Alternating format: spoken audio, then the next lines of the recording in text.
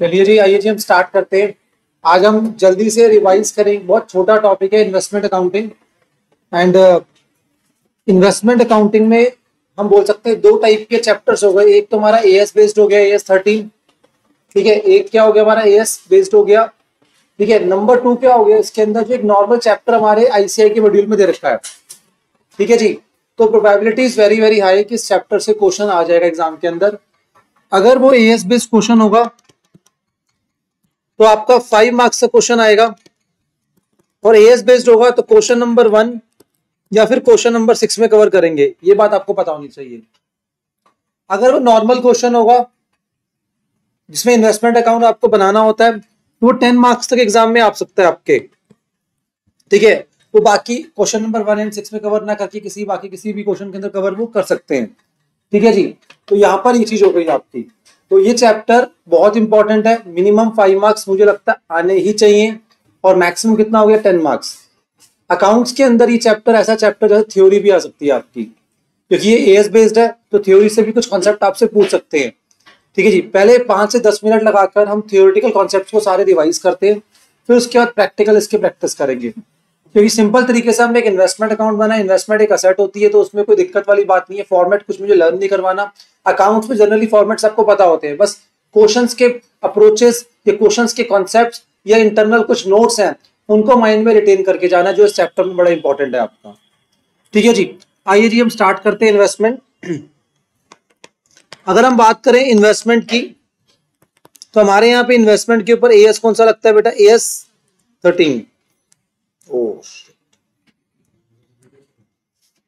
ठीक है जी। अब हम बात करेंगे जब इन्वेस्टमेंट, हम इन्वेस्टमेंट कहाँ कर सकते हैं। इन्वेस्टमेंट्स असेट्स होती हैं।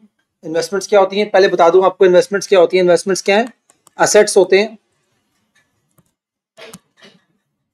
That is held for 2 purpose. Number 1 capital appreciation, number 2 आपका क्या हो गया इनकम। इनकम का मतलब क्या हो गया, दैट इज यहां पर रेंट आ सकता है, इंटरेस्ट आ सकता है और डिविडेंड आ सकता है। आई बात समझ, ठीक है। जब हम पैसा इन्वेस्ट करते हैं तो पैसा हम कहां पे इन्वेस्ट कर सकते हैं, प्रॉपर्टी में इन्वेस्ट कर सकते हैं, गोल्ड में इन्वेस्ट कर सकते हैं, और हम कहां पे कर सकते हैं, सिक्योरिटीज में इन्वेस्ट कर सकते हैं। प्रॉपर्टी में जब हम इन्वेस्ट करते हैं तो हमें रेंटल आता है, प्लस साथ में क्या आता है, कैपिटल एप्रिसिएशन।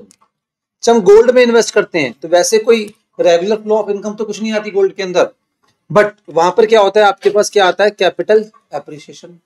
जब बात करते हैं सिक्योरिटीज की तो हमारे सिलेबस में ही आपका जो है इन्वेस्टमेंट इन सिक्योरिटीज है, जहां पर हम कहां पे इन्वेस्ट कर सकते हैं, शेयर्स के अंदर, और कहां इन्वेस्ट कर सकते हैं, डिबेंचर्स में। शेयर्स एक वेरिएबल इनकम है, क्या ये वेरिएबल इनकम। हम जब शेयर्स में इन्वेस्ट करते हैं तो हमारे 2 पर्पस होते हैं। अगेन नंबर 1 डिविडेंड मिल जाए, पर यहाँ डिविडेंड एक छोटा पर्पस होता है, हमारा मेन पर्पस क्या होता है, कैपिटल एप्रिसिएशन। आई बात समझ, डन। नंबर 2 जब हम डिबेंचर्स में इन्वेस्ट करते हैं तो ये फिक्स्ड इनकम है, यहां पर आपको एक इंटरेस्ट मिलता है, फिक्स इंटरेस्ट होता है, फिक्स रेट ऑफ इंटरेस्ट, और ऊपर से यहाँ पे कैपिटल एप्रिसिएशन का ज्यादा कोई स्कोप होता नहीं है बेटा। कैपिटल एप्रिसिएशन का ज्यादा स्कोप होता नहीं है, बिकॉज डिवेंचर एक कॉन्ट्रेक्चुअल कमिटमेंट होती है। क्या होती है बेटा, कॉन्ट्रेक्चुअल कमिटमेंट होती है, जिसमें कंपनी पहले से हर चीज आपको क्लियर कर देती है। अब से फॉर एग्जांपल कोई भी ऐसा कॉन्ट्रैक्ट, कोई भी ऐसी चीज जिसमें पहले से कुछ क्लियर है, तो वहां पर आपको एक्स्ट्रा गेन कमाने का मौका कहां से मिल जाएगा। पर शेयर मार्केट के जब हम जाते हैं, जब शेयर्स में इन्वेस्ट करते हैं तो हमें कुछ क्लैरिटी नहीं होती, लाइक कितना डिविडेंड मिलेगा, कंपनी की परफॉर्मेंस बेस सब कुछ होता है, यहाँ पर मार्केट की कंडीशंस के अकॉर्डिंग सब कुछ होता है, राइट। तो वहां पर क्या होता है, मेन जो आपकी उम्मीद होती है वो किस पर होती है, कैपिटल एप्रिसिएशन में। रेगुलर फ्लो ऑफ इनकम पे आपकी कोई उम्मीद नहीं होती। Are you getting my point. अगर कंपनी डिविडेंड बांट भी दे, अगर मैं सच बताऊं आपको, अगर मान लो एक शेयर है, उसका फेस वैल्यू कितना है, फेस वैल्यू 10 है, मैं एग्जांपल लेता हूं। अगर वो मार्केट में शेयर से फॉर एग्जांपल 200 रुपए का फ्लोट कर रहा है, मार्केट प्राइस कितना है 200 रुपए, कंपनी ने बोला 20% हमने डिविडेंड बांटा। अब तुम सोचोगे 200 का 20%, नहीं बेटा ऐसे नहीं होता। 200 का 20% कितना हो गया 40, वो 20% किसका बांटेंगे, फेस वैल्यू का। तो 200 का 10 रुपए का 20% कितना हो गया 2 रुपए। मतलब 200 रुपए के ऊपर कितना कमा रहे हो आप, 2 रुपए, कितना हो गया 1%। उसके लिए बैठे थे क्या? आपने तो इन्वेस्ट 200 करा है ना, फेस वैल्यू जो मर्जी हो उसकी। तो यहाँ पे बेसिकली हमारा जो रिटर्न कैलकुलेट होती है इन केस ऑफ शेयर्स, मैं आपको थोड़ा सा नॉलेज देता हूँ। जो हमारी रिटर्न कैलकुलेट होती है वो कैसे होती है बेटा, that is return is equal to, एक तो डिविडेंड इनकम हो गई plus P1 minus P0 divided by P0 into 100। ये आपकी नॉलेज के लिए बता रहा हूं मैं। ये वैसे भी अगर आपको अपनी ROI निकालनी है, बचपन में पढ़ा आपने रिटर्न ऑन इन्वेस्टमेंट्स, तो इस तरीके से कैलकुलेट करो। खाली आप ये नहीं लोगे, खाली आप ये नहीं लोगे, आप दोनों को कंसिडर करते हो। लाइक ईयर एंड में मेरे शेयर्स के ऊपर मुझे डिविडेंड कितना मिला, 2 रुपए का मिला, जो हमने अभी देखा था। प्लस साथ में ईयर एंड में जो मेरा शेयर का मार्केट प्राइस हो गया, से फॉर एग्जांपल वो 220 हो गया, और मैंने परचेज कितने करा था, 200 का। तो मेरी इन्वेस्टमेंट कितनी है, 200 है ना, तो डिनोमिनेटर में क्या आएगा, 200। तो कितना हो गया मेरे बच्चे, ये 2 plus 20 divided by 200 multiplied by 100, कितना हो गया 11%, right. This will be my return. तो ये इस तरीके से आप रिटर्न्स को कैलकुलेट करते हो शेयर्स के ऊपर। आगे जाके बहुत जगह आपको यूज करना पड़ेगा वैल्यूएशंस ऑफ शेयर्स, ठीक है, वैल्यूएशंस ऑफ इन्वेस्टमेंट्स, किसी चीजें आएंगी आप, कोई दिक्कत? Are you getting my point? चलिए जी। तो यहाँ पे इस चैप्टर का जो सब्जेक्ट मैटर है वो क्या है हमारा, दैट इज हम इन्वेस्टमेंट करेंगे किसके अंदर, सिक्योरिटीज के अंदर, ठीक है, शेयर्स या डिवेंचर्स। चलिए जी, अब उसके बाद हमें क्या बात ध्यान रखनी है, जब हम इन्वेस्टमेंट्स करते हैं जनरली शेयर्स में या डिवेंचर्स में, जो हमारा सब्जेक्ट मैटर है, हमारी इन्वेस्टमेंट या तो क्या होगी, शॉर्ट टर्म होगी, या तो क्या होगी आपकी long term. Short term investment को हम करंट इन्वेस्टमेंट बोलते हैं, अगर इन्वेस्टमेंट लॉन्ग टर्म है तो नॉन करंट इन्वेस्टमेंट बोलेंगे। इसकी जब बात करते हैं मेजरमेंट की, इसकी बात करते हैं मेरे बच्चे मेजरमेंट। मेजरमेंट दो तरीके से होती है, एक क्या होती है, एक होती है आपकी इनिशियल मेजरमेंट। क्या होती है मेरे बच्चे, इनिशियल मेजरमेंट।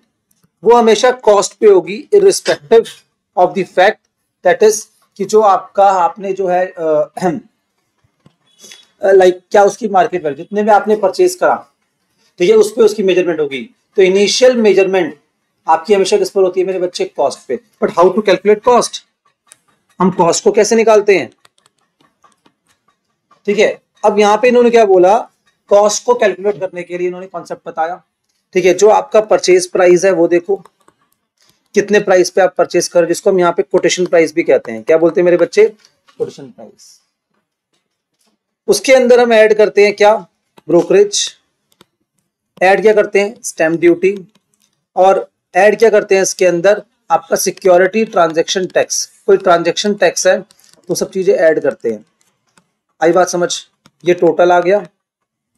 अगर फिक्स्ड इनकम सिक्योरिटी है, मतलब आपकी इन्वेस्टमेंट किसमें, डिवेंचर्स या किस पे आपकी, दैट इज मैं बोल सकता हूं बॉन्ड्स वगैरह में, गवर्नमेंट सिक्योरिटीज में है, तो जनरली उनका जो मार्केट प्राइस होता है ना, that is called quotation price.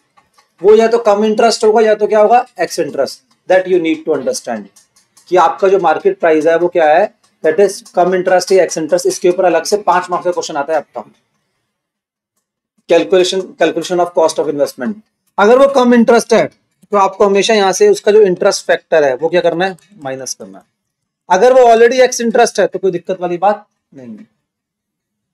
Are you getting my point? पर जब हम बात करेंगे, ये तो डिवेंचर्स की बात हो गई, जब हम बात करेंगे किसकी, शेयर्स की, मैं कुछ बातें आपको बताना चाहता हूं। फिर अगेन एज यूजुअल क्या आएगा वहां पर, क्या आएगा, ब्रोकरेज, क्या आएगा, स्टैम्प ड्यूटी, क्या आएगा, एसटीटी, और टोटल जो आएगा यहाँ पर, ठीक है। यहाँ पे तो इंटरेस्ट होता ही नहीं है शेयर्स के अंदर, और डिविडेंड भी कितना मिलेगा पता नहीं, बिकॉज वेरिएबल है ना वो तो इस पॉइंट ऑफ टाइम पर हम यहाँ से डिविडेंड लेस नहीं कर सकते जब हम शेयर्स को परचेज कर रहे हैं। बट शेयर्स को परचेज करने के बाद सपोज हमें डिविडेंड रिसीव होता है या नहीं होता है, सारी बातें कर लेंगे। हमें डिविडेंड रिसीव होता है, अब उस डिविडेंड को हमें चेक करना पड़ता है, डिविडेंड कौन सा डिविडेंड है, प्री एक्विजिशन डिविडेंड है या फिर क्या है मेरे बच्चे, पोस्ट एक्विजिशन। क्योंकि आप ऑलरेडी रिवीजन कर रहे हो तो मैं अज्यूम करता हूं चैप्टर की बेसिक नॉलेज है, तो हम थोड़ी स्पीड में और थोड़ी बातें ब्रॉडली डिस्कस कर सकते हैं। पहले तो हम स्टेप बाय स्टेप आगे बढ़ते हैं ताकि आपको एक अंडरस्टैंडिंग आए, फिर मैं अगली बात बताऊं। बट आपको सारी अंडरस्टैंडिंग है ना आपको, तो हम सारी बातें इकट्ठी कर सकते हैं। ठीक है, अगर प्री एक्विजिशन डिविडेंड है तो sir what is pre acquisition dividend? Dividend ये उस टाइम पीरियड का है जब मैं शेयर से होल्ड कर नहीं रहा था। लाइक मैंने अभी करंट ईयर में जून के अंदर डिविडेंड शेयर्स परचेज करे और मुझे डिविडेंड जो रिसीव हो रहा है प्रीवियस ईयर का हो रहा है। जैसे मैं एग्जांपल देके बताता हूं, ढंग से देखना मेरे एग्जांपल को आप सब। 1 अप्रैल से 31 मार्च, यहाँ पे 1 जून को मैंने एक शेयर एक्वायर करा, कंपनी से एक्वायर नहीं करे, मैंने कहा लिया सेकेंडरी मार्केट, मतलब इन्वेस्टर से परचेज करे। तो इसका मतलब ये शेयर्स पहले से मार्केट में एग्जिस्ट कर रहे थे। कुछ बातें समझो अच्छे से। अब 1 अक्टूबर को कंपनी ने डिविडेंड डिक्लेयर कर, तो जिस दिन मैंने परचेज करा उस दिन मुझे नहीं पता कितना डिविडेंड मिलेगा या नहीं मिलेगा, कंपनी कुछ प्रॉब्लम हो गई, नहीं बांटा तो कुछ भी नहीं पता, तो उस दिन मैं कोई एडजस्टमेंट नहीं दे पाता हूँ। Like in case of interest, वहां तो कॉन्ट्रेक्चुअल कमिटमेंट है ना, तो मुझे पक्का पता है मिलना इतने महीने का इंटरेस्ट, तो उतना मैं लेस कर देता हूँ।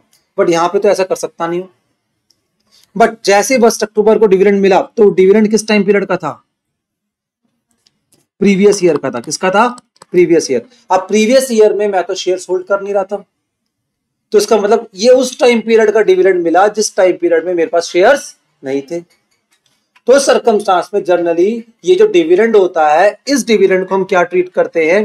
That is pre acquisition dividend, और इसको हम क्या मानते हैं? Recovery of cost. टेक्निकली अगर मुझे पहले से क्लैरिटी होती कि इतना डिविडेंड आने वाला है तो मैं यहीं से लेस कर देता इसको भी। अब चाहे शेयर्स के केस में प्राइस आपका कम डिविडेंड हो, एक्स डिविडेंड हो, जो मर्जी हो, आप क्या करते हो? आप उसकी कोई ट्रीटमेंट नहीं करते। कोई दिक्कत? बात समझ आती है अच्छे से? क्योंकि अब आप ये चैप्टर को रिवीजन कर रहे हो तो पहले कॉन्सेप्ट सारे मैं एएस से कनेक्ट कर रहा हूं और फिर उसके बाद में क्वेश्चन ही सिर्फ प्रैक्टिस कराऊंगा। ऑल इज वेल, क्वेश्चंस के अंदर जाके एक एक बात नहीं बताने वाला आज मैं क्लास के अंदर। चलिए जी, अब उसके बाद इन्होंने क्या बोला आपको? अगर डिविडेंड किस टाइम पीरियड का है? इस टाइम पीरियड को बिलोंग करता है कहीं पे, मतलब करंट ईयर का। किसका है? करंट ईयर का। मान लो 31 दिसंबर को 31 दिसंबर को हमारे को क्या मिला? डिविडेंड मिला। क्या मिला हमें? डिविडेंड मिला। वो इंटरिम डिविडेंड था। क्या था वो? Interim dividend. ये क्या होगा? प्रीवियस ईयर का होगा। क्या होगा? प्रीवियस ईयर का। इसको प्री एक्विजिशन क्यों माना हमने? आप ध्यान रखिए, शेयर्स हमने करंट ईयर में परचेज करे हैं। अगर ये शेयर्स ऑलरेडी हमारी ओपनिंग बैलेंस था, क्या था? ओपनिंग, मतलब ये प्रीवियस ईयर से हम होल्ड करते आ रहे थे, तो ये डिविडेंड अगर हमें मिलता तो क्या होता हमारा? ये क्या होता? हमारी नॉर्मल इनकम। क्या होती हमारी? ये normal income that will be transfer to profit and loss, not in investment account. Okay, ठीक है। अगर पोस्ट एक्विजिशन डिविडेंड है हमारे पास, क्या है मेरे बच्चे? पोस्ट एक्विजिशन डिविडेंड मतलब करंट ईयर का, तो हमेशा क्या होती है वो हमारी? दैट इज, वो क्या हो गया? आपकी इनकम हो गई, और कहां जाएगा वो? प्रॉफिट एंड लॉस में। डिविडेंड को लेके बहुत केयरफुली वर्कआउट करना है। तो इसमें अब डिविडेंड, दो टाइप के डिविडेंड नजर आते हैं आपको हमेशा। एक डिविडेंड क्या होता है आपका? फाइनल डिविडेंड, और एक होता है आपका इंटरिम डिविडेंड, राइट? जो फाइनल डिविडेंड है, प्रीवियस ईयर का डिविडेंड आप कब पे कर रहे हो? करंट ईयर में। और जो इंटरिम डिविडेंड है, वो करंट ईयर का डिविडेंड आप कब पे कर रहे हो? करंट ईयर में। आई बात समझ? कोई दिक्कत? अब प्रीवियस ईयर का डिविडेंड अगर आपने करंट ईयर में पे करा तो आपके पास दो टाइप के शेयर्स होंगे। यहाँ पे सुन लो, अगर आपको टॉपिक थोड़ा थोड़ा कनेक्ट कर रहा हूं। एक वो शेयर्स जो आपके ओपनिंग बैलेंस में आ रखे हैं, मतलब वो प्रीवियस ईयर में आपके पास थे। एक वो शेयर जो आपने करंट ईयर में जून जुलाई में परचेस करे होंगे, राइट? तो ओपनिंग बैलेंस के ऊपर जो भी आपका डिविडेंड होगा वो आपकी नॉर्मल इनकम होगी। क्या होगी? नॉर्मल इनकम होगी, मतलब प्रॉफिट एंड लॉस में। मैं मोटा मोटा हिसाब किताब बता रहा हूँ जो जनरली क्वेश्चंस में होता है, इसके अगेंस्ट जाए कुछ भी हो सकता है, बट एक नॉर्मली बता रहा हूँ आपको। और जो आपने अभी करंट ईयर परचेस करा, इसके ऊपर जो इनकम मिली आपको, डिविडेंड मिला आपको, वो आपकी रिकवरी ऑफ कॉस्ट है। आई बात समझ? अब जो इंटरिम डिविडेंड है वो आपको ओपनिंग बैलेंस पे मिलेगा, वो आपको परचेज वाले शेयर्स पे मिलेगा। वो हो सकता है या नहीं हो सकता, आपके पास बोनस शेयर्स भी होंगे वहां पर, और क्या होंगे आपके पास? राइट शेयर्स भी होंगे। बोनस और राइट शेयर्स जो आपके होंगे वो अभी करंट ईयर में ही आए हैं आपके पास। पहली बात तो वो प्रीवियस ईयर में एग्जिस्ट ही नहीं करते थे, मतलब उनका बर्थ ही नहीं हुआ था, वो तो कंपनी ने अभी इशू करे हैं आपको। जो ओपनिंग बैलेंस पे है वो भी नॉर्मल इनकम है। जनरली जो परचेज करे हैं हमने शेयर अभी, मतलब अप्रैल में जून में, वो भी क्या है हमारा, क्या नॉर्मल इनकम है। बट बोनस और राइट पे आपको चेक करना पड़ता है वेदर बोनस शेयर्स और right share are eligible for interim dividend और नॉट। याद आया? हम सारे कॉन्सेप्ट को अच्छे समझ लेंगे। अगर वो एलिजिबल है तो अच्छी बात है, तो दे दो, बट वो भी नॉर्मल इनकम होगी उनके लिए। अगर एलिजिबल नहीं है, जनरली नहीं होंगे एलिजिबल, स्पेशली राइट शेयर तो होगा ही नहीं, इसका चेक करना पड़ेगा, तो इनके ऊपर इंटरिम डिविडेंड नहीं मिलने वाला, इन दोनों के ऊपर। तो इन दोनों को आपको चेक करना है, स्पेशली राइट शेयर पे तो मिलेगा ही नहीं, बस बोनस पे कंफर्म कर लेना मिल रहा है या नहीं मिल रहा। सारे कॉन्सेप्ट क्लियर है? कोई दिक्कत? ठीक है, तो ये मैंने आपको पूरा कॉन्सेप्ट बना दिया किसके ऊपर, डिविडेंड को लेकर। All is well? स्टेटेड नहीं है, वेरी गुड। क्वेश्चन में स्टेटेड नहीं है तो you have to assume and you have to use your common sense. Like say for example आपके जो अभी राइट शेयर्स हैं, राइट शेयर आ रहे हैं 110 को, ठीक है, और इंटरिम डिविडेंड आ रहा है 111 को, ठीक है। अब तुम बताओ, क्या तुम्हें लगता है कि राइट शेयर एलिजिबल होने चाहिए? तुम 1 महीना पहले आए हो, तुम्हें बोनस कैसे मिल जाएगा? एग्जाम्पल लेते हैं, अब मैंने बोला एक पर्सन की भी न्यू ज्वाइनिंग हो रही है दिवाली से 10 दिन पहले, एग्जाम्पल लेते हैं, दिवाली पे सारे एम्प्लॉइज को बोनस मिलता है, राइट? मिलता है, ठीक है। क्या वो एलिजिबल होना चाहिए? टेक्निकली नहीं होना चाहिए, टेक्निकली उसको कोई बोनस नहीं मिलेगा। थोड़ा बहुत वो गिफ्ट वगैरह देंगे अलग बात है, बट बोनस उसको नहीं मिलेगा। जो 1 मंथ का परफॉर्मेंस बोनस होता है, मतलब बंदे ने अभी ज्वाइन करा, उसको पहली सैलरी नहीं मिली, पहले बोनस मिल गया 1 लाख रुपए का, आर यू गेटिंग? वो पॉसिबल नहीं है। Are you getting my point? तो वही चीज होगा राइट शेयर्स के साथ, ठीक है। तो आई थिंक यहाँ तक कॉन्सेप्ट क्लियर है। तो यहाँ पर हमने इनिशियल की बात करी, और इनिशियल में मैंने पूरा कॉस्ट का मीनिंग बता दिया आपको। कॉस्ट के मीनिंग पे अलग से 5 मार्क्स का क्वेश्चन आ सकता है, बिल्कुल क्लियर। अब उसके बाद सब्सिक्वेंट मेजरमेंट।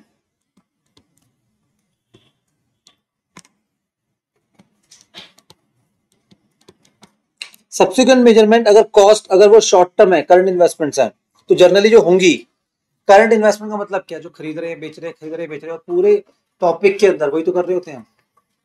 शेयर्स परचेज कर रहे हैं, सेल कर रहे हैं, परचेज कर रहे हैं, सेल कर रहे हैं। इसका मतलब जनरली जो इन्वेस्टमेंट्स होती हैं शॉर्ट टर्म होती हैं। अब उसमें क्या करना पड़ता है हमें, जो उसकी एक्चुअल कॉस्ट है वो देखो, या जो उसकी मार्केट वैल्यू है, कब? 31 मार्च या 31 दिसंबर, जो भी होगा, whichever is lower, ठीक है, उस पर उसको लिया जाएगा, कॉस्ट और market value whichever is lower। और क्वेश्चन में 31 मार्च की मार्केट वैल्यू है तो ही उसको आप कंसिडर करोगे। अगर मार्केट वैल्यू गिवन ही नहीं है, टेंशन फ्री, आपको चेक ही नहीं करना कुछ। अब दूसरी बात जो ध्यान रखनी है आपने यहाँ पे बहुत, वो क्या ध्यान रखनी है, अगर मान लो मार्केट वैल्यू कम आ रही है, मान लो कॉस्ट आ रही है 1,50,000 और मार्केट वैल्यू आ रही है 1,30,000, तो आपको बैलेंस में 1,30,000 लिखना पड़ेगा। अगर बैलेंस के अंदर 1,50,000 लिखते आप तो वो ऑटोमेटिक लेजर टैली कर रहा था, और जब बैलेंस के अंदर 1,30,000 लिख रहे हो तो लेजर टैली नहीं कर रहा। 20,000 का वेरिएंस आ रहा है, तो that variance will be transfer to profit and loss. वो क्रेडिट साइड में आएगा ऐसे करके, बाय बैलेंस लिखोगे आप 130 और उसके ऊपर इमीडिएट लिखो बाय प्रॉफिट एंड लॉस। कितना आ गया? 20। थोड़ी थोड़ी बातें एक्स्ट्रा समझते जाएंगे। जब ये बात समझ आई, अब अगर आपका लॉन्ग टर्म इन्वेस्टमेंट है, तो लॉन्ग टर्म इन्वेस्टमेंट को मेरे बच्चे हमेशा वैल्यू करते हैं किस पर? कॉस्ट पे। कि छोटी मोटी मार्केट की फ्लक्चुएशन हमेशा आती रहेंगी। अब उन फ्लक्चुएशन की वजह से बार बार मैं इन्वेस्टमेंट की वैल्यू चेंज नहीं कर, मेरा पर्पस 5 साल 6 साल 10 साल है शेयर्स को रखने का, तो लॉन्ग टर्म इन्वेस्टमेंट हो गई। तो इस केस के अंदर वो कह रही है अगर आप लॉन्ग टर्म इन्वेस्टमेंट कर रहे हो तो जो आपकी जो कॉस्ट है, तो क्या आपकी कॉस्ट है, कॉस्ट पे वैल्यू करोगे अनलेस देयर इज, याद है, परमानेंट डिक्लाइन। अब sir what is permanent decline? वो सेंटेंस लिख के पढ़ दिया life time. What is permanent decline बताओ, क्या होता है परमानेंट डिक्लाइन? हमें कब पता चलता है?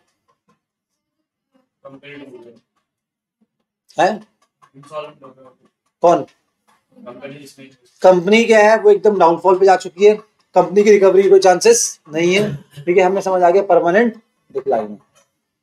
जैसे बीच में यस बैंक की बड़ी प्रॉब्लम हुई थी, उसके शेयर प्राइस बहुत डाउन हो गए थे एकदम से, बट उसको वापस रिकवर करा लिया गया, अब वापस मार्केट में वो चल रही है, ठीक है, तो वो चीज हो गई। बट रिलायंस, ठीक है, रिलायंस कम्युनिकेशन, जियो की बात नहीं कर रहा हूँ, रिलायंस कम्युनिकेशन, रिलायंस कम्युनिकेशन में क्या हुआ था, वो उसके शेयर सब डाउन हुए, तो डाउन होते गए, वो वापस रिकवर नहीं कर पाए, कंपनी इंसॉल्वेंट हो गई। Are you getting my point? तो वो चीज, तो यहाँ पर अगर आपके पास ऐसा कुछ थियोरेटिकल क्वेश्चन आता है, थियोरेटिकल आएगा इसके अंदर, तो you have to write diplomatic answer. If this is the permanent decline, तो आप इसको राइट डाउन करके मार्केट वैल्यू पे ले आओ, बट अगर वो टेम्परेरी फ्लक्चुएशंस है तो क्या करो, उसको आप कॉस्ट पे शो करो, मार्केट वैल्यू को इग्नोर कर दो। तो यहाँ पे AS13 से क्वेश्चन आने के चांसेस हैं आपके पास। पहले मुझे बताओ, यहाँ तक समझ आया? तो बस ये वाला कुछ बातें थी जो मैंने आपको बतानी थी, मेजरमेंट्स के बारे में मैंने बता दिया, initial measurement and subsequent measurement, done. चलिए जी, अब हम आगे बढ़ते हैं। अब मैंने क्वेश्चन के अंदर आपको कॉस्ट ऑफ इन्वेस्टमेंट निकालना सिखा दिया, कोई दिक्कत तो नहीं है। आपके पास जो ब्रोकरेज वगैरह, स्टैम्प ड्यूटी वगैरह गिवन होगी, वो परसेंटेज में गिवन होगी, 2%, 3%, वो हमेशा कोटेशन प्राइस के ऊपर होती है। और कोटेशन प्राइस जो होता है आपका, ठीक है, वो क्या होता है आपका, that is quotation price is always जो होगा आपका, ठीक है, उसके ऊपर कैलकुलेशन करेंगे। अब वो कम इंटरेस्ट हो एक्स, फर्क नहीं पड़ता, इंटरेस्ट को लास्ट में लेस करेंगे, इंटरेस्ट को लास्ट में लेस करेंगे, अगर वो भी कम इंटरेस्ट है तो एक्स इंटरेस्ट में तो कुछ करना ही नहीं है, ठीक है जी। अब मेरे ख्याल में यहाँ तक कोई दिक्कत तो नहीं है। क्वेश्चन का मेन चैलेंज क्या होता है आपके सामने? मेन चैलेंज होता है कि जब गुड्स, सॉरी, जब हम इन्वेस्टमेंट्स को परचेज करें, क्या उसकी वैल्यूएशन करनी है, ठीक है, कुछ बातें हम सीखते हैं। सबसे पहले हमें क्या ध्यान रखना है, हमारे पास 2 टाइप के सिर्फ क्वेश्चन है इस चैप्टर में।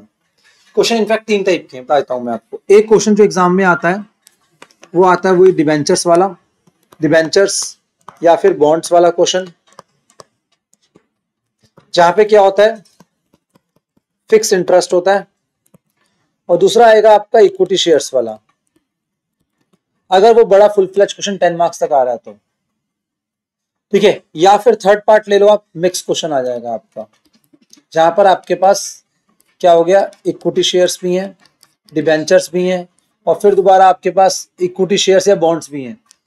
3 लेजर अकाउंट बनवा लेंगे आपसे वो जानबूझ के, जहां पर आपको बहुत केयरफुली वर्कआउट करना है। हर एक इन्वेस्टमेंट का सेपरेट लेजर मेंटेन होगा। मिक्सिंग कैसे कर सकते हो सोच के देखो, अगर 2 कंपनीज के बॉन्ड्स हैं, दोनों के इन्वेस्टमेंट अकाउंट अलग होंगे, बिकॉज दोनों की उसका रेट अलग अलग हो, दोनों की बाइंग एंड सेलिंग अलग हो, ठीक है, तो वो चीज। अब जब हम यहाँ पे बात करते हैं, हम सेल कर रहे हैं, हम परचेज कर रहे हैं, हमें कोई दिक्कत नहीं है, ओपनिंग बैलेंस है, परचेज करा, कोई दिक्कत नहीं है। पर जब बात आती है सेल की, तो सेल करते वक्त आपको ध्यान रखना है, जैसे परचेज करते वक्त हमने ब्रोकरेज को ऐड करा था, स्टैम्प ड्यूटी को ऐड करा था, एसटीटी को ऐड करा था, सेल में रिवर्स हो जाता है मेरे बच्चे। जब हमारा सेल प्राइस गिवन होगा तो सेल प्राइस कम इंटरेस्ट होगा या क्या होगा, एक्स इंटरेस्ट, उसमें कोटेशन प्राइस होगा ये हमारा जो भी है, इसमें से लेस करोगे, क्या लेस करोगे, ऐड नहीं करोगे, क्या करोगे, ब्रोकरेज, और क्या लेस करेंगे, स्टैम्प ड्यूटी नहीं आती इसके अंदर, क्या आएगा उसके बाद, एसटीटी, बस स्टैम्प ड्यूटी नहीं आती, बस ये होगा मैक्सिमम, बट आपको सिर्फ ब्रोकरेज देंगे वो। उसके बाद ये आ जाएगा आपका बैलेंस, और अगर कम इंटरेस्ट है तो यहां से क्या लेस हो जाएगा, अगर कम इंटरेस्ट है तो, अगर क्या है, कम इंटरेस्ट है तो, अगर एक्स इंटरेस्ट है कोई दिक्कत वाली बात नहीं। पहली बात हमने सेल कर दिया।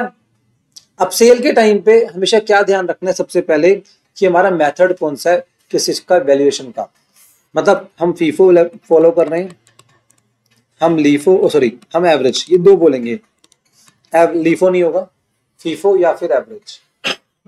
अगर हम बात करते हैं डिबेंचर्स की, इसकी बात करते हैं debenture, if question is silent तो क्या होगा, फीफो, अदरवाइज एवरेज भी हो सकता है। पर जब बात करते हैं शेयर्स की, तो हमेशा हमने क्या देखा यहाँ पर, एवरेज मेथड। आई बात समझ? इस डिवेंचर वाले टॉपिक के अंदर एवरेज मेथड कब लगेगा बता देता हूं, जब हमारे पास क्या आएगा, यहाँ पे कन्वर्टेबल डिवेंचर्स आएंगे, जब क्या आएंगे हमारे पास, कन्वर्टेबल डिवेंचर्स। आई बात समझ? कोई दिक्कत तो नहीं है, ठीक है। सर मैं आपको बहुत ऑनेस्टली बोल रहा हूँ कि ये सारे फंडास पहले माइंड में रिटेन करो अच्छे से, कॉन्सेप्ट्स पे फोकस करो, क्वेश्चंस अपने आप सॉल्व होने चाहिए। कई क्वेश्चंस को करने में दिक्कत आ रही है, गलती हो रही है, तो इसका मतलब अभी भी कॉन्सेप्ट माइंड में रिटेन नहीं है प्रॉपरली। ठीक है, चलो जी। तो मुझे ऐसा लगता है यहां तक मैंने आपको सारे फंडास एक्सप्लेन करे। ठीक है, मोस्ट ऑफ द क्वेश्चंस में सोल्यूशन है, तो एक बार सर आप कैलकुलेटर्स निकाल लो, हम साथ साथ वेरीफाई करते जाते हैं। इन्वेस्टमेंट अकाउंट आपको बनाना आता है, जहां पे हमें लगेगा एक क्वेश्चन सॉल्व करना है तो हम सॉल्व करके देख लेंगे, अदरवाइज आप कैलकुलेटर निकालो, एक एक पॉइंट में सॉल्व करवाता हूँ ये कैसे क्वेश्चन को जज करना है। जैसे ये इस टाइप का क्वेश्चन है, ये बड़ा क्वेश्चन नहीं है, वो चाहे तो 5 मार्क्स तक भी दे सकते हैं एग्जाम में, कोई बड़ी बात नहीं है। ठीक है जी। Rishikesh furnitures sorry furnishes the following details relating to the his holding 8% debentures. Face value कितनी है? 100 है। डिबेंचर्स की जनरली फेस वैल्यू क्या होगी आपकी? 100 होगी। Of P limited held as current investment 14, 17, 110, 11, 12। Due date of interest 30 September 31 March. अब जो डेट्स को लेके ना ध्यान रखना है दो चीजें, हमारे पास डेट्स या तो फाइनेंशियल कैलेंडर ईयर होता है या क्या होता है? Financial year. यहां पर आपको ढंग से चेक करने के लिए जो इन्वेस्टर होगा, जो क्या होगा? इन्वेस्टर की हमेशा कैलेंडर ईयर देंगे जानबूझ के। अगर वो आपको दे दें इन्वेस्टर का फाइनेंशियल ईयर तो बहुत अच्छी बात है, इस पे हम डिस्कशन कर लेते हैं अच्छे से।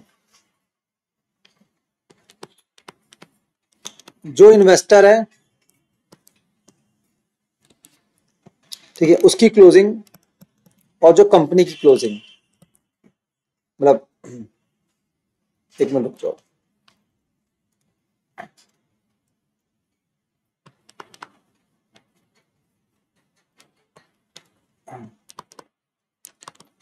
Closing of accounts,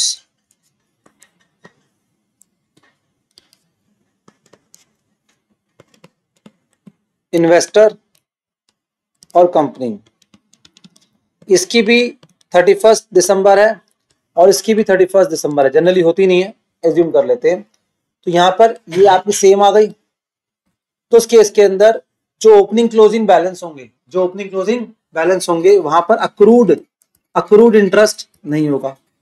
number 2, investor की क्लोजिंग है 31 मार्च, पर कंपनी की क्लोजिंग क्या है आपकी? That is 31/12। अब दोनों की क्लोजिंग चेंज हो गई, मतलब क्या हो गया आपका? कंपनी साल में 2 बार इंटरेस्ट देगी। वो साल में 2 बार इंटरेस्ट क्या होंगे? 30/6 और 31/12। अब यहाँ पर हमारा जो ओपनिंग स्टार्ट हो रहा है वो 1/4 से होकर कब हो रहा है? 31 मार्च तक। तो यहाँ पे हमेशा दिक्कत आएगी आपको, ओपनिंग बैलेंस और क्लोजिंग बैलेंस को क्लोज करते वक्त आपके पास अक्रूड इंटरेस्ट निकालना चाहिए। ठीक है, क्या आएगा यहाँ पर आपका? Accrued interest. ये आपका डिफरेंट हो गई ना, ये यहाँ पर क्या आएगा हमेशा आपका? Accrued interest. अब अक्रूड इंटरेस्ट है तो 3 मंथ्स का ही होगा जनरली। क्या होगा आपका? 3 मंथ्स का। नंबर 3, इन्वेस्टर की क्लोजिंग क्या है? 31/12। ठीक है, और कंपनी क्लोजिंग क्या है? 31 मार्च। जो जनरली ऐसा ही होगा आपके साथ, जनरली ऐसा ही होगा। दोनों की क्लोजिंग अलग अलग है एज यूजुअल, पर इसकी 31/12 है और 31 मार्च। तो आपको चेक करना पड़ेगा। अब 31 मार्च है तो इंटरेस्ट कब मिलेगा? 30/9 और क्या होगा? 31 मार्च। तो यहां पर हमेशा क्या आएगा आपके पास? अगेन अक्रूड इंटरेस्ट आएगा 3 मंथ्स का। अक्रूड इंटरेस्ट आना 3 मंथ्स का ही है, पर आपको क्लोजिंग चेक करनी, दोनों की क्लोजिंग कब कब हो रही है। चलो जी, जैसे ये क्वेश्चन है, ये इस पे जो पर्सन है, ऋषि जो पर्सन है, ठीक है, ऋषि एक इन्वेस्टर है, इसने डिबेंचर होल्ड कर रखी है किसके? पी लिमिटेड के। और पी लिमिटेड क्या हो गई? एक कंपनी हो गई। ठीक है जी। अब इन्वेस्टर ने इन्वेस्टमेंट करी हुई एज करंट इन्वेस्टमेंट दे रखी है क्वेश्चन के अंदर।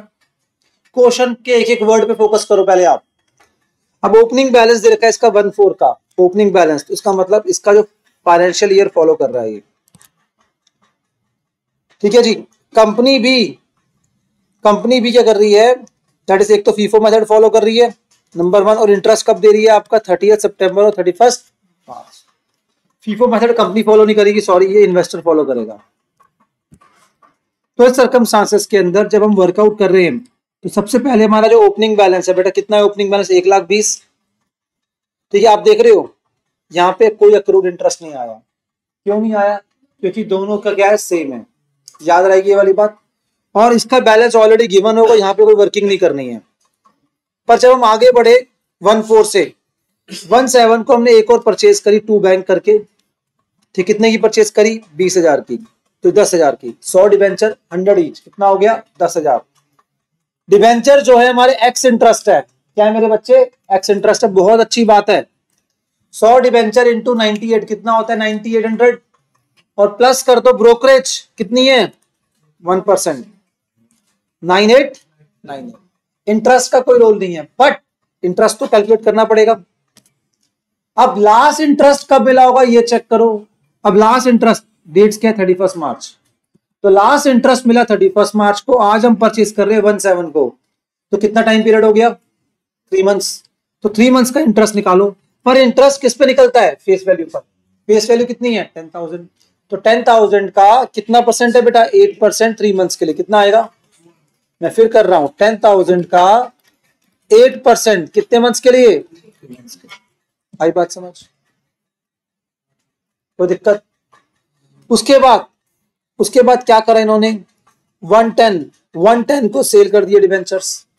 पर 110 से पहले कुछ आएगा, आपको पता है क्या आएगा, 30th 9 को सबसे पहले हमने क्या करा, बाय बैंक, ये इंटरेस्ट रिसीव करा, इधर से गो, ये इंटरेस्ट किस डिबेंचर्स पर रिसीव करा उसने, दोनों पर। 130 के ऊपर कितने महीने का लोगे, पूरे 6 महीने का। चाहे आपके पास डिबेंचर 17 से आए हैं, पर कंपनी जिस दिन इंटरेस्ट दे रही होगी, कंपनी को कोई मतलब नहीं है, आप चाहे 1 दिन पहले आए हो, 2 दिन पहले आए हो, कोई मतलब नहीं है। बात समझ आ रही है। तो यहां पर कंपनी आपको पूरा का पूरा 6 महीने का इंटरेस्ट देगी। तो 1,30,000 के ऊपर चेक करो, 8% पूरा कितना मिलेगा, आ गया। तो यहां तक हमने कर लिया वर्कआउट। चलिए जी, फर्स्ट हाफ हम आ गए। उसके बाद इमीडिएटली 110 को हमने क्या करा, अपने डिबेंचर्स सेल कर दिए। क्या कर दिए, डिबेंचर्स। जब डिबेंचर सेल करे बाय बैंक,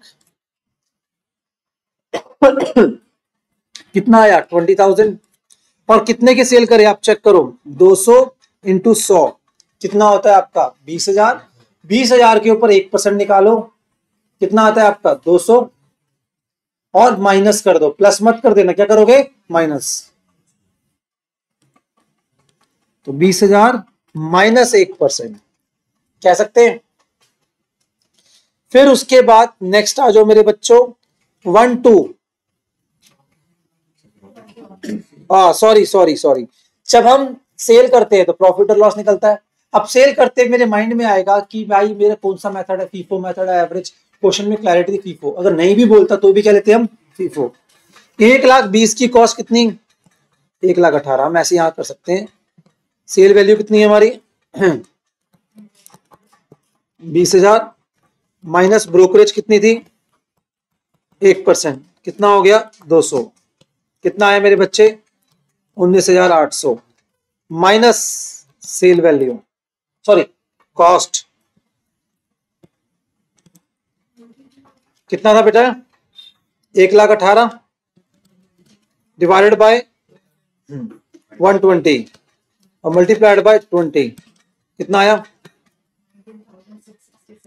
19,667। तो ये क्या आ गया, प्रॉफिट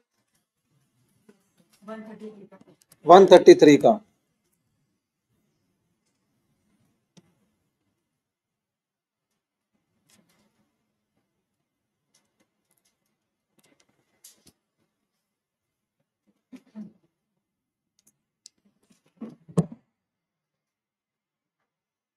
पहले मुझे बताओ, ऑल इज वेल, कोई दिक्कत। अब उसके बाद इन्होंने क्या बोला यहां पर, फिर दोबारा परचेज करे, पर यहां पे अब क्या बोल दिया इन्होंने, वो भी कब परचेज करे, 1/1 को। पहले एक काम करो, 50 इंटू 100 कितना हो गया, 5,000। अब यहाँ पे 1,118 है ना, लास्ट इंटरेस्ट कब मिला होगा हमें, 30th 9, इसका मतलब अक्टूबर नवंबर दिसंबर 3 मंथ्स का इंटरेस्ट अक्रूड है, सॉरी अक्रूड नहीं, जो अक्रूड ही होगा, सॉरी। 5,000 का 8% 3 मंथ्स के लिए, ये 3 मंथ्स का ले लो, आ रहा है 100। कोई दिक्कत? 48 100, हाँ बेटा 100। अब उसके बाद अगर बच्चा समझदार है, वर्किंग नोट में नहीं जाना चाहता, तो एक कैलकुलेटर पे करो आप। आपके पास 50 डिबेंचर्स थे और हमने कितने के परचेज करे? 99 थे, 98 सॉरी 98। 50 इंटू 98 कितना होता है? 4900। इसमें ऐड कर दो 1% पहले, तो कितना हो गया? 49। 1% कितना हो गया? 40। माइनस कर दो 100, बस आ रहा है आंसर 48। ये थोड़ा इन्होंने गलत लिख दिया होगा, यही आ रहा है। चलो जी, अब उसके बाद वो क्या करा लेंगे? सेल। फिर दोबारा, पर सेल अच्छी बात है, क्या है? X interest. अब कम हुए एक्स सेकेंडरी मैटर है। पहले देखो 200 है, 200 इंटू मतलब कितना हो गया? 20,000। अब उस पे पहले आप इंटरेस्ट निकालोगे आप। अब इंटरेस्ट कितना निकालोगे? आओ देखते हैं बेटा, जल्दी से आ जाओ। 110 है, सॉरी 30/9 को लास्ट इंटरेस्ट मिला। तब से लेके अब तक कितना टाइम पीरियड हो गया आपका? 4 मंथ्स। निकालो 4 मंथ्स का इंटरेस्ट। 4 मंथ्स का इंटरेस्ट 20,000 के ऊपर 8% 4 महीने के लिए 533 आ गया। अब उसके बाद सेल वैल्यू देखते हैं हम इसकी। जब हम सेल वैल्यू लेंगे इसकी, तो 99 में सेल करा, वो भी एक्स इंटरेस्ट। बहुत अच्छी बात है, एक्स इंटरेस्ट है मतलब इंटरेस्ट लेस नहीं करना। बट हमें यहाँ पे क्या ध्यान रखना है? 200 इंटू 99 माइनस 1%। 200 इंटू 99 कितना होता है? 19,000। 19,800 माइनस कर दोगे 198, कितना आ जाएगा? 19,602। अगर बच्चा बहुत समझदार है तो ध्यान दे कि पहले भी 20,000 डिबेंचर सेल करे थे। अब जो उनकी कॉस्ट हमने निकाली होगी 20,000 की डिबेंचर की कॉस्ट, वही सेम कॉस्ट होगी, बिकॉज हमने फीफो मेथड फॉलो करा है। क्या करा है हमने? फीफो। तो पहले भी डिबेंचर यहां से सेल हुए होंगे, अभी भी डिबेंचर यहां से सेल हुए हैं, कोई दिक्कत नहीं। तो 20,000 डिबेंचर जो हमने सेल करे उनकी भी कॉस्ट कितनी है? 19,000। ऐसे लिख देते हैं हम। कितनी कॉस्ट आ गई? 19,602। सॉरी ये तो सेल वैल्यू है 19,667। अब आई थिंक लॉस हो गया इसके ऊपर, 65 को क्या हो गया? लॉस हो गया। और उसके बाद लास्ट में क्या आ गया आपके पास? बैलेंस आ गया। इस बैलेंस को लिख दो। बट यहाँ पे इन्होंने इंटरेस्ट ले लिया, अक्रूड इंटरेस्ट 31 मार्च को, ठीक है। इन्होंने अज्यूम करा ये इंटरेस्ट रिसीव नहीं हुआ। पर आप ये जो इंटरेस्ट है ना, आप ध्यान दो, आप मान लो वो रिसीव हो गया, तो यहां ना लिख के आप बाय बैंक करके ऊपर 3800 लिख सकते हो। 95,000 के ऊपर ध्यान दो, 95,000 के ऊपर 8% और 6 महीने का आएगा। ये क्या आएगा आपका? 6 महीने का आ रहा है ये 95,000 पे 8%। आप बैलेंस में ना लिखिए, ऊपर ले लो आप, बेटर ऑप्शन है। यहां पर भी हमने ओपनिंग बैलेंस नहीं लिया उसका, हमने माना रिसीव हो गया। क्या माना हमने? रिसीव हो गया। चलिए जी, ऐसे ही सेम क्वेश्चन है नेक्स्ट क्वेश्चन। अब इस टॉपिक के अंदर क्वेश्चन ये सेम चलते रहेंगे। आपको क्या ध्यान रखना है? Opening balance. ओपनिंग बैलेंस में अक्रूड इंटरेस्ट आएगा नहीं आएगा, डिपेंड किस पे करता है? दैट इज की क्लोजिंग डेट्स दोनों की क्या है। उसके बाद परचेज होगा, सेल होगा, इंटरेस्ट मिलेगा। फिर परचेज होगी, सेल होगी, इंटरेस्ट मिलेगा, है ना जी। और लास्ट में क्लोजिंग हो जाएगी, ठीक है। अब आपको हर बार परचेज या सेल करते वक्त किसका ध्यान रखना है? कम इंटरेस्ट है या एक्स इंटरेस्ट है, ब्रोकरेज है या ब्रोकरेज नहीं है। इसके अलावा क्या कर देगा वो आपके साथ? बताओ इस क्वेश्चन के अंदर सोच के देखो। परचेज करवाएगा, सेल करवाएगा, कम होगा या एक्स होगा, ब्रोकरेज होगी या नहीं होगी, बस खत्म। अगर आपको ब्रोकरेज पे कमांड है आपको कम इंटरेस्ट एक्स इंटरेस्ट पे कमांड है, तो चैप्टर खत्म। अब इसके बाद वो लेंथ बढ़ा सकता है ना, इन द सेंस 1-2 ट्रांजेक्शन और दे देगा आपके लिए, बस और फोकस काम करोगे आप।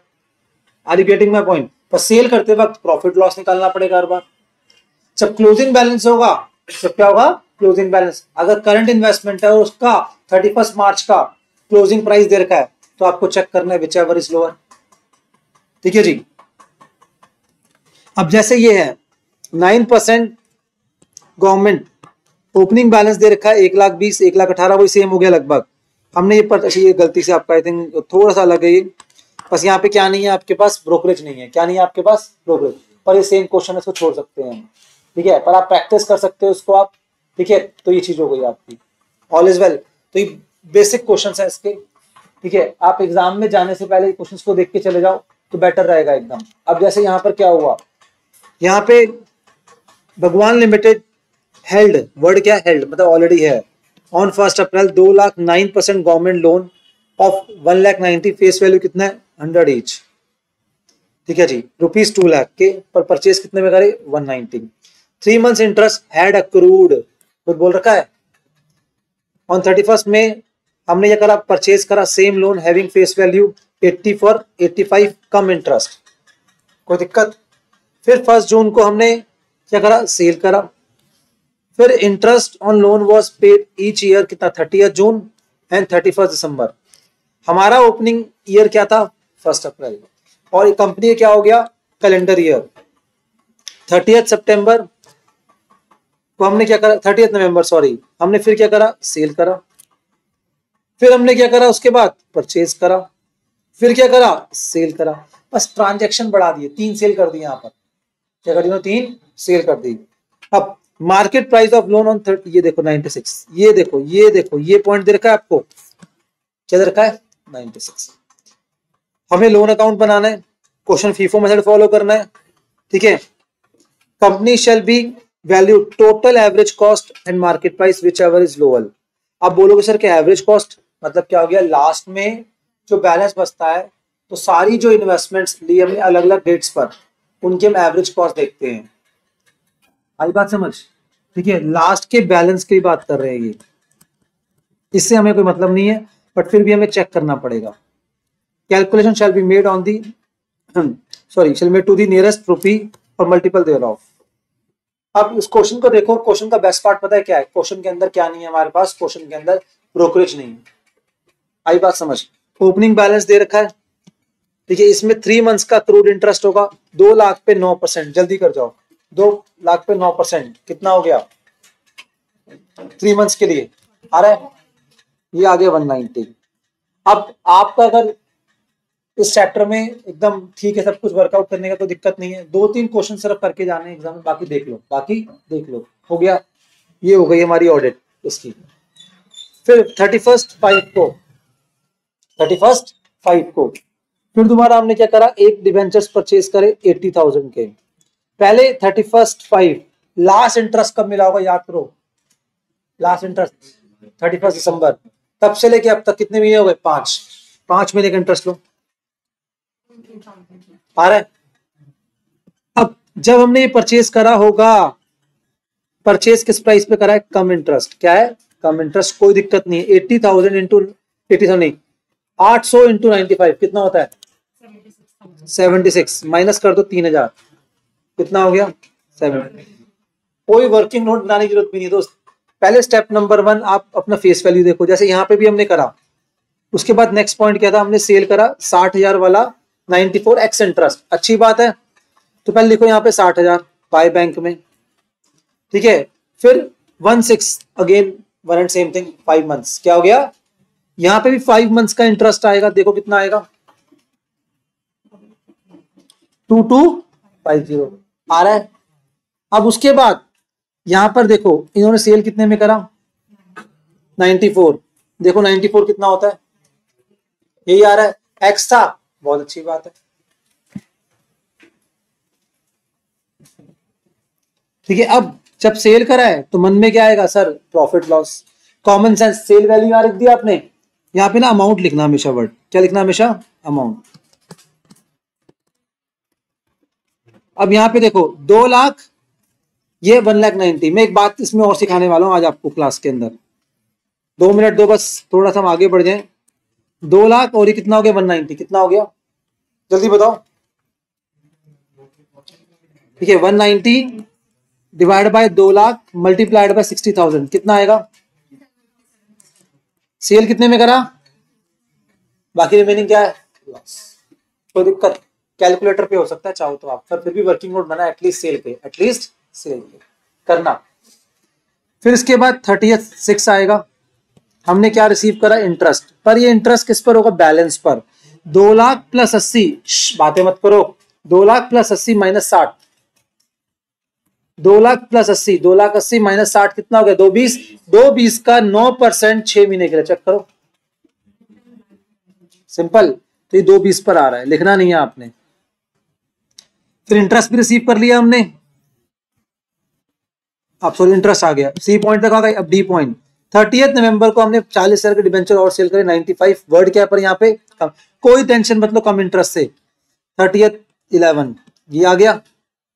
By bank 40,000। अब यहाँ ऊपर से चेक करो लास्ट इंटरेस्ट कब मिला था 36, जुलाई अगस्त सितंबर अक्टूबर एंड नवंबर ऑल्सो 5 मंथ्स हो गए। क्या होगा ये 40,000 के ऊपर 9% 5 महीने के लिए कितना आएगा 1500 आ गया 1500, ठीक है। और ये कितना आ गया 37,300। कैसे आया आपको ध्यान देना यहाँ पर, देखो हमने सेल कितने में करा उसको 97, 40,000 इंटू 97% कर दो कितना आया 38,800, और कम इंटरेस्ट था माइनस कर दो 1500, 37,300। दिक्कत पक्का। चलिए जी, अब उसके बाद अब जब हमने सेल करी है तो हमें ध्यान देना पड़ेगा। 2 लाख वाले की कॉस्ट निकाली थी पहले हमने 60,000 के ऊपर, अब 40,000 के ऊपर निकालो। 1,90,000 divided by 2 lakh multiplied by 40 कितना आएगा 38, और सेल वैल्यू कितनी है, ठीक है 700 का लॉस। बढ़िया चल रहा है एकदम, मतलब बच्चा अगर एक्सपर्ट है तो धीरे धीरे करके पोस्टिंग करता है, साथ साथ निकालता है। बस सेल की वर्किंग नोट बनाना कंपलसरी है, और उसमें भी आप शॉर्ट ऑफ टाइम जा रहे हो पर एक्सपर्ट हो आप तो जल्दी जल्दी कर देना, पर 2-3 वर्किंग नोट देके आओगे बेटर ऑप्शन है। हमने सेल कर दी, फिर हमने परचेज करी कितने की 10,000 कर लोगे, परचेज में कोई दिक्कत नहीं है, और ये आप इंटरेस्ट कैलकुलेट कर लोगे, ठीक है 112 है, 36 से 112 आप देख लेना अपने आप, ठीक है। उसके बाद फिर दोबारा हमने सेल करे, कितने सेल करे हमने 1,10,000 है ना। अब इसको मैं चेंज कर रहा हूं, हमने सपोज सेल करा 1,10,000, क्या सेल करे 1,10,000, ठीक है जी। कितने में सेल करे 95। अब मैं ट्रांजैक्शन अपने अकॉर्डिंग रिकॉर्ड कर रहा हूं, ये 1,10,000 सेल करे, 1,10,000 के ऊपर इंटरेस्ट कितना आएगा, कितने महीने का इंटरेस्ट हो गया, लास्ट इंटरेस्ट आप कैलकुलेट कर लोगे अपने आप, दिसंबर वाला देख लेना अपने आप, जैन फैब 2 महीने का आ गया, करो 1,10,000 के ऊपर कितना आया 1650 आ गया। यहां तक मैंने चेंज करा है, हमने सेल कितना करा है 1,10,000, इंटरेस्ट कितना आ गया 1650। अब सेल वैल्यू कितनी थी बेटा जल्दी चेक करो आप 95, और वो भी क्या एक्स इंटरेस्ट, कोई दिक्कत नहीं है। 1,10,000 का 95% कितना आता है, हाँ जी 1,10,000 का 95% आएगा 10,000, 1 लाख। हाँ आई बात समझ, इतने में सेल करा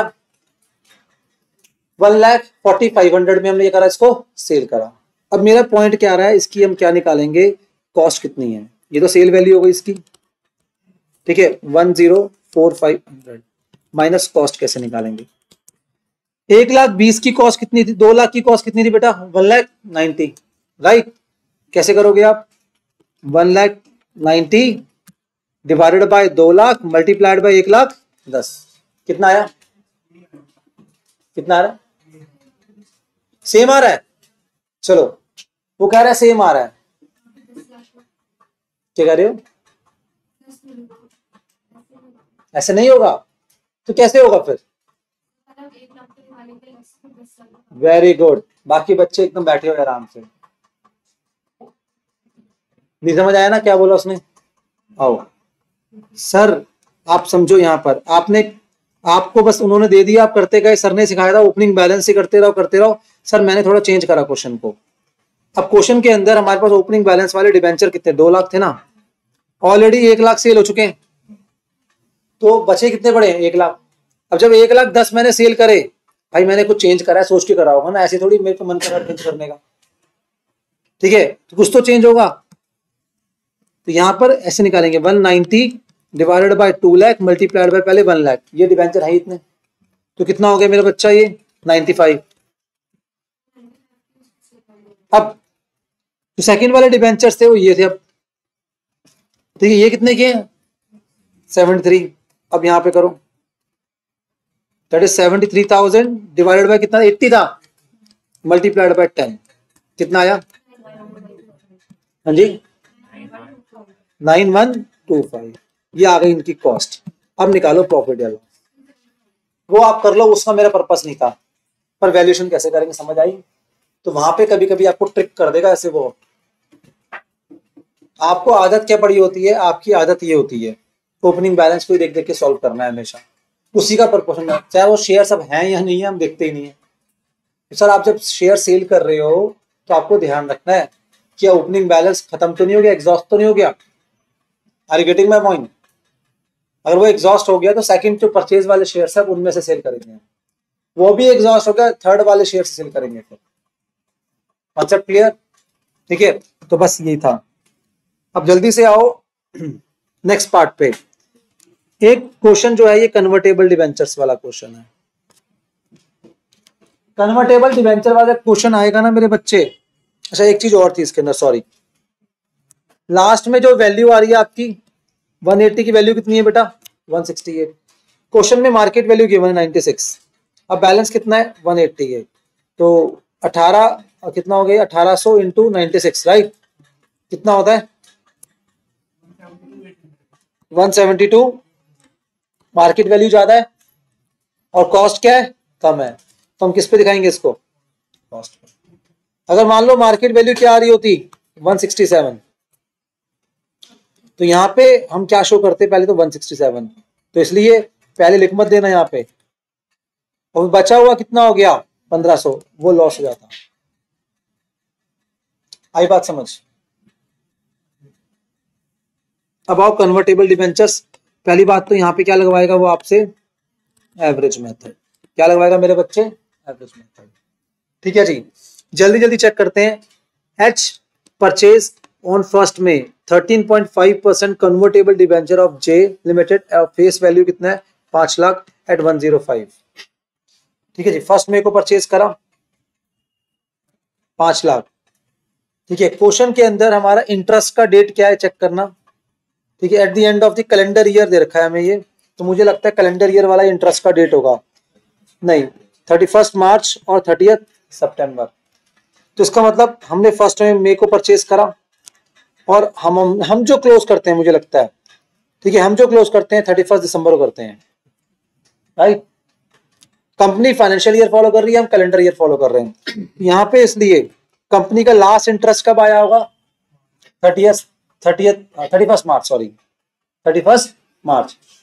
31 मार्च मतलब अप्रैल, सिर्फ एक महीने का इंटरेस्ट चेक करो। 5 लाख का 5% एक महीने के लिए आ गया।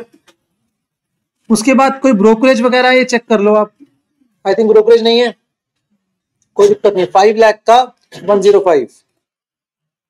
अब क्वेश्चन के अंदर शायद क्लैरिटी नहीं थी, रेट तो दे रखा है पर क्या नहीं है, कोई क्लैरिटी नहीं है कि कम इंटरेस्ट है एक्स इंटरेस्ट। चेक करो ये वाली बात।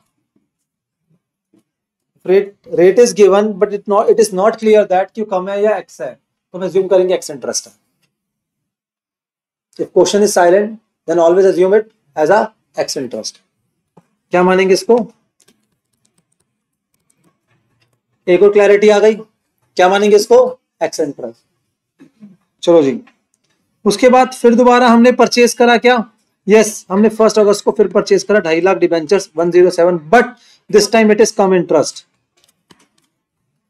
1 अगस्त कितने महीने हो गए? अप्रैल से लेके अगस्त, नहीं मतलब जुलाई तक, 4 मंथ्स हो गए। 2.5 लाख का 5% 4 महीने के लिए चेक कर लो। अब इसकी कैलकुलेशन करेंगे। अब हम 2.5 लाख है, 2.5 लाख के ऊपर क्या था, इन्होंने कितने का परचेज करा? 107, तो 107% कर दो, ऐसा भी कर सकते हो आप।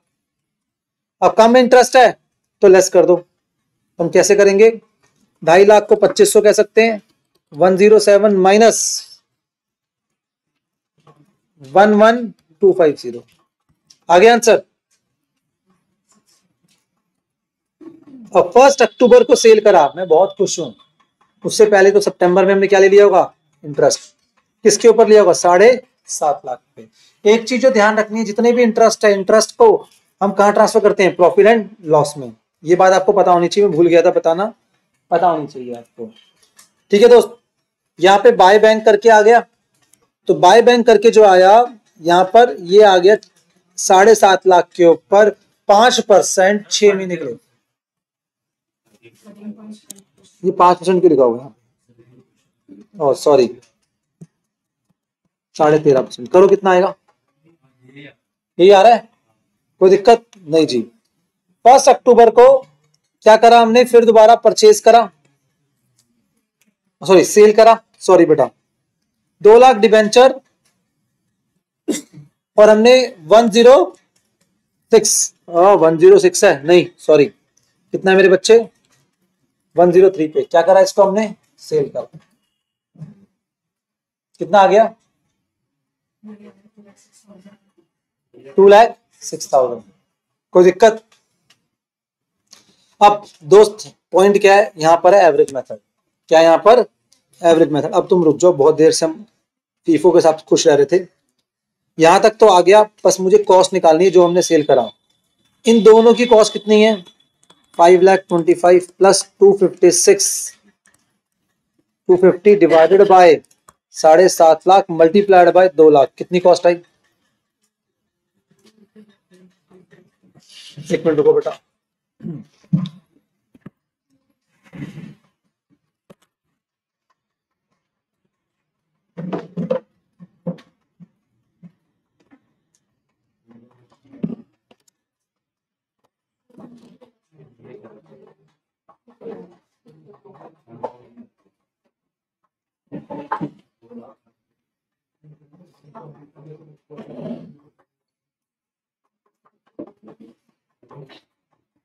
कितना आया मेरे बच्चे?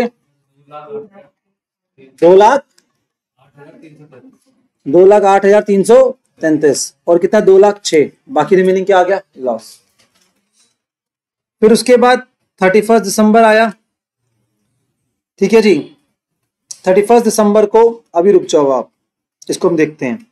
हमने यहाँ पे 31 दिसंबर क्या करा, इक्विटी शेयर रिसीव करे 10 रुपए के in respect of 20% of the debenture held on that date. बड़ा इंपॉर्टेंट है। अब डिबेंचर कितने हेल्ड थे वो देखने पड़ेंगे हमें। अब डिबेंचर्स कुल मिला के हमारे पास कितने थे? 5 लाख। उसकी कॉस्ट थी कितनी? 5,25,000। फिर थे कितने? 2.5 लाख। उनकी कॉस्ट कितनी थी? 256, 250, कितने हो गए? 7.5 लाख। और ये कितना हो गया मेरा बच्चा? ये कितना आया? जल्दी बता। 7,1250 माइनस क्या होगा? 2 लाख। 7,50,000 और ये 2 लाख हमने करा था, कितना आया था? 208। अब डिबेंचर कितने लग गए? 5 लाख। 5,50,000 हो गए ना।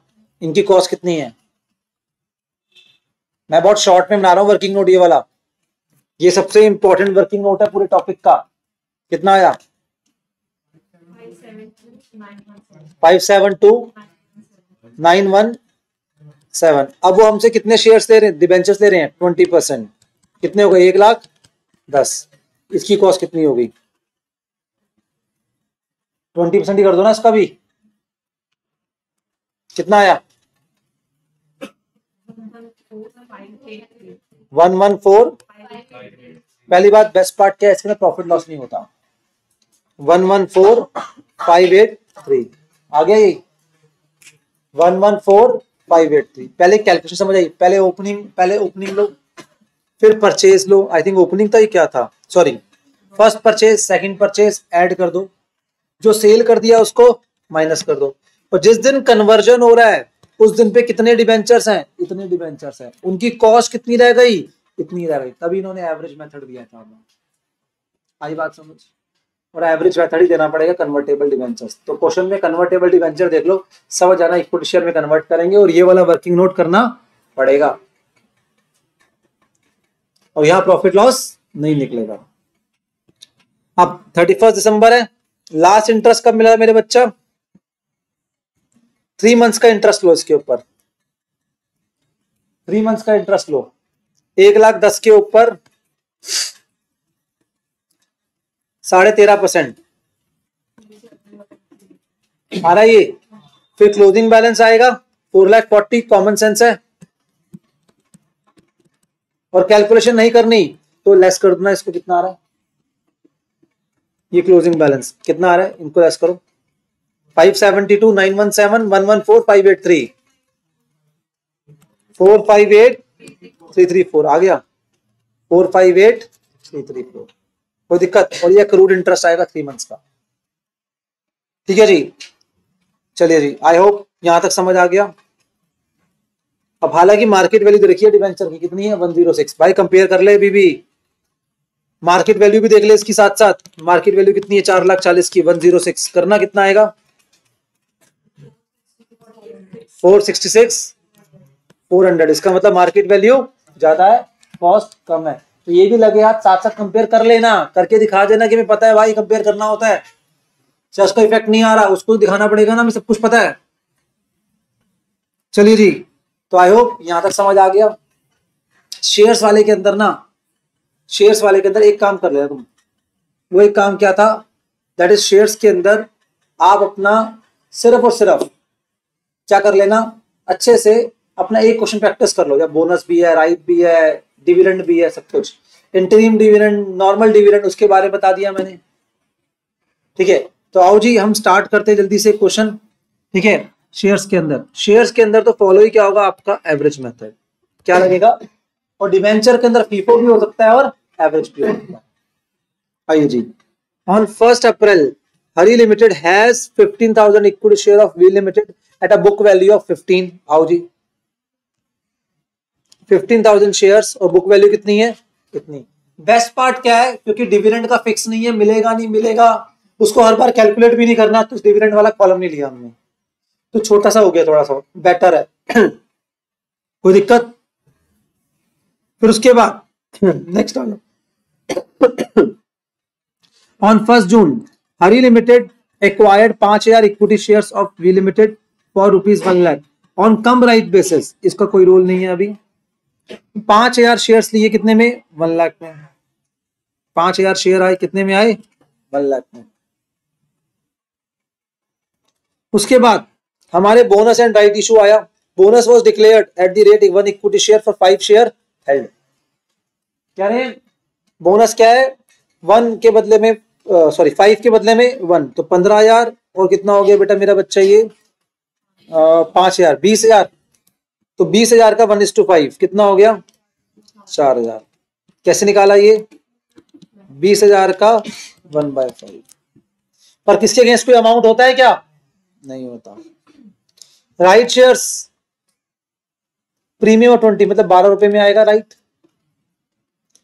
क्या 6 शेयर्स के बदले में 1 राइट दूंगा मैं आपको, तो कोई दिक्कत नहीं है। उस दिन आते आते हमारे पास कितने शेयर्स हो गए थे, 24। तो 24,000 के बदले में 1/6 कितना होता है, 4,000। पर राइट वो कभी पूरा राइट नहीं लेगा, उसके पास राइट होगा वो रीअनाउंस कर सकता है। राइट क्या होगा, क्या कर सकता है वो, क्या no dividend was payable on these shares. अरे तू नहीं बोलता तब भी हम पढ़ के आए थे, तूने 1 सितंबर को तो भी राइट दिया हमें, डिविडेंड कहां से एक्सपेक्ट करेंगे उससे हम। डिविडेंड फॉर द ईयर, अच्छा ये राइट इसने, हाँ, he took up half of the right and sold the remaining rights for 8। कोई दिक्कत नहीं, जो 8 रुपए में राइट बेचा, कितने थे, कितने राइट्स का ऑप्शन था हमारे पास, 4,000। तो 2,000 बेच दिए इंटू 8, कितना हो गया ये आपका 16,000। As per in accounting it is a normal profit that will be transferred to profit and loss account, but in taxation it is short term capital gain. क्या होता है ये, short term cap, sale of right आएगा concept. क्या होता है ये, short term capital gain.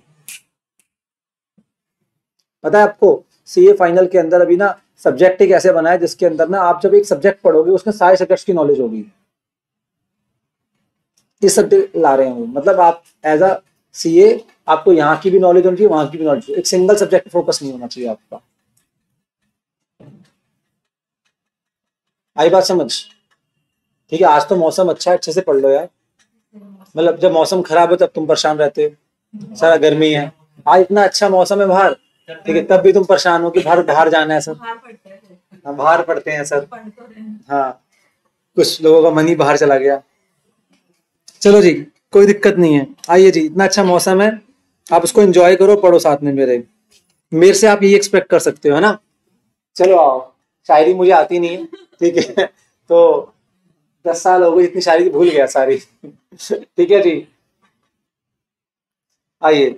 तो 2000 शेयर्स हैं, ठीक है, और कितने में लिए हमने, प्रीमियम ऑफ 2, तो कितना हो गया 24,000, 12 मतलब 12 इंटू 2000 कितना हो गया 24। कोई दिक्कत नहीं सर। अब सर लास्ट में बोल रहे डिविडेंड मिला, प्रीवियस ईयर का मिला, कब का मिला, previous year, and declared 20% and receive on 31 अक्टूबर। भाई प्रीवियस ईयर का डिविडेंड मिल रहा है। अब ये वाले शेयर तो ओपनिंग में है, तो मतलब पुराने शेयर्स है, इनके ऊपर जो डिविडेंड मिलेगा वो इनकम होगी। यहाँ नोट देके लिख देना, कितना हो गया 15,000 शेयर्स के ऊपर 10 रुपए का शेयर होता है, 10 रुपए का 20% कितना हो गया 2 रुपए का शेयर, 2 रुपए का डिविडेंड सॉरी, तो कितना हो गया 30,000।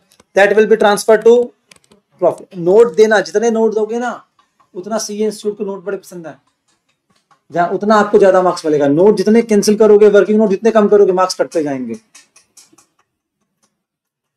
आई बात समझ। सर कर लिया आपने यहां तक। अब उसके बाद अरे ये डिविडेंड, इसका डिविडेंड है, इसका 5,000 के ऊपर 2 रुपए कितना हो गया 10,000। That is recovery of cost. क्या मेरी ये रिकवरी, मतलब जब मैं खरीद रहा था मुझे उस टाइम पता नहीं था कि डिविडेंड मिलेगा नहीं मिलेगा, पर ये उम्मीद थी शायद मिलेगा, तब मैं एडजस्ट करूंगा। अब 1 लाख के खरीदे पर 10,000 का बेनिफिट हो गया, तो हम एक तरीके से कॉस्ट क्या 90 ही है कॉस्ट, क्या ये 90, बट लिखने का तरीका अलग है आज। अभी सेल भी करवाएंगे जानबूझ के आपसे, बिना सेल के मानेंगे नहीं। भाई वो क्या बोल रहा है, Hari limited sold half of it share holding 16 रुपए 50 पैसे, एंड ब्रोकरेज कितना है 1%। अच्छा, परचेज के टाइम पे ब्रोकरेज कुछ नहीं बोली इन्होंने, सिर्फ सेल टाइम पे एक ही ब्रोकरेज दे रखी है यहाँ पे, ठीक है, वो भी लास्ट में जाके। तो भाई पहले ना क्वेश्चन को पूरा पढ़ लेना, कभी कभी पूरा क्वेश्चन सॉल्व कर दो, परचेज वर्चेज कर लो, लास्ट में आपको ब्रोकरेज मिल जाए, लास्ट में क्या मिल जाए, ब्रोकरेज मिल जाए। आई बात समझ, ठीक है। तो यहां पर आपका सेल हुई, ठीक है, 15,000 5,000 4,000 2,000, कितने शेयर हो गए बेटा ये वाले 26, और आधे शेयर कितने हो गए 13,000। अब सबकी एवरेज कॉस्ट निकालनी है आपने, क्या करनी है आपने, एवरेज कॉस्ट। अब यहां पे देखो 2,25,000 plus 1,00,000 plus 24 minus 10 divided by 15 5 26 sorry multiplied by 13 कर दो, कितना आएगा जल्दी निकालो, क्या हो गया 1,69,500। पर 13,000 शेयर का सेलिंग प्राइस कितना चेक करो, 16.5 रुपए है, 16.5 रुपए है, और माइनस कर दो 1% ब्रोकरेज, 13,000 इंटू 16.5 माइनस 1%, कितना आ गया, आ रहा है यही। और कॉस्ट कितनी आई थी हमारी इनकी 169,500, क्या हो गया हमारा प्रॉफिट अच्छा खासा। यहाँ पे ना जनरली प्रॉफिट ही आने वाला है, क्या आने वाला है आपके पास प्रॉफिट। सर ऐसा क्यों, प्रॉफिट क्यों आने वाला है हमारे पास, क्योंकि यहाँ पे जो बोनस शेयर्स वगैरह आ जाएंगे, जिनकी अगेंस्ट पे कोई कॉस्ट तो है नहीं, नंबर ऑफ शेयर बढ़ा दिए, कॉस्ट तो बढ़ी नहीं, एवरेज कॉस्ट कम हो गई, क्या हो गई। और जो मिलते हैं राइट शेयर्स वो सस्ते भाव में मिलते हैं, हमें राइट और रॉन्ग, बढ़िया हो गया एकदम। चलिए जी, तो ये चीज हो गई आपकी, ब्रोकरेज हो गई, ठीक है। उसके बाद लास्ट में क्लोजिंग आएगा, ना का क्रूड इंटरेस्ट की टेंशन ना कोई टेंशन, बस 2-3 नोट देना, एक तो आपका वो ट्रांसफर ऑफ राइट और आपका डिविडेंड वाला, ठीक है, नोट देकर आओगे तो सीए ना नोट पसंद है उसको बहुत, ठीक है, तो सीए को नोट ही पसंद होते हैं, शी नोज बेटर, ठीक है, इसको अच्छे से पता है। डन। तो खुशी सिर्फ पैसे को देख के मिलती है, तो ये अभी इनको फिलहाल के तुम अपने नोट ऐसे नोट दे सकते हो, जितने नोट दोगे उतने मार्क्स अच्छे मिलेंगे आपको, ठीक है, नोट में कमी मत छोड़ना, ठीक है। चलो जी आ जाओ, बस वैसे ही बाकी क्वेश्चन एकदम सेम ही है आपका। एक क्वेश्चन ये देख लेना, इसके अंदर ये क्वेश्चन देख लेना आप। उसके बाद आपका ये सेम क्वेश्चन है एक और, जहां पे मिक्सिंग हो रखी है, आपके पास इक्विटी शेयर भी है, और आई थिंक आपके पास इसमें नहीं है अभी, ये भी आपका वही सेम क्वेश्चन है।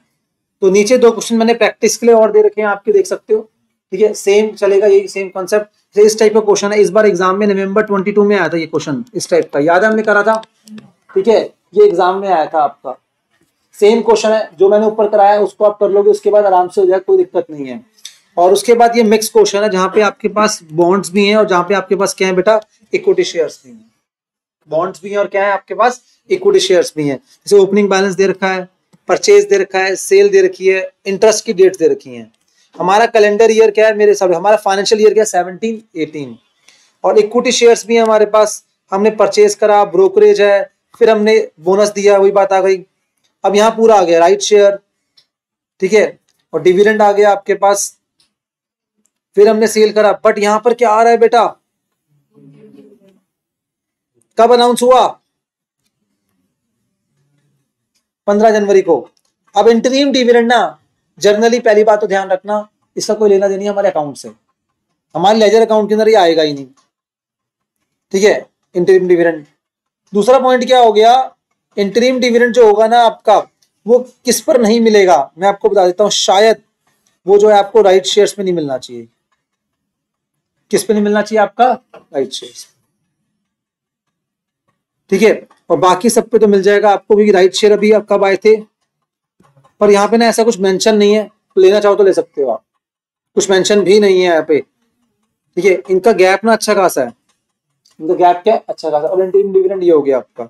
बोनस शेयर्स थे क्या हमारे पास, यस बोनस शेयर्स भी थे, बोनस शेयर्स और पहले आए थे हमारे पास, इन पे तो मिलेगा, पक्की बात है। तो यहाँ पे ये वाली बात ध्यान रखनी है आपने। बाकी एक जो प्रीवियस ईयर का डिविडेंड था ये वाला, इसमें से कुछ पार्ट जो होगा, कौन सा पार्ट होगा जो, दैट इज आपका जो हमने परचेज करा होगा। 5,000 इक्विटी शेयर परचेज करे ना बेटा हमने, कितना डिविडेंड था ये, 15%। 15% मतलब 1.5 हो गया मेरे ख्याल में, 10 रुपए की फेस वैल्यू होगी।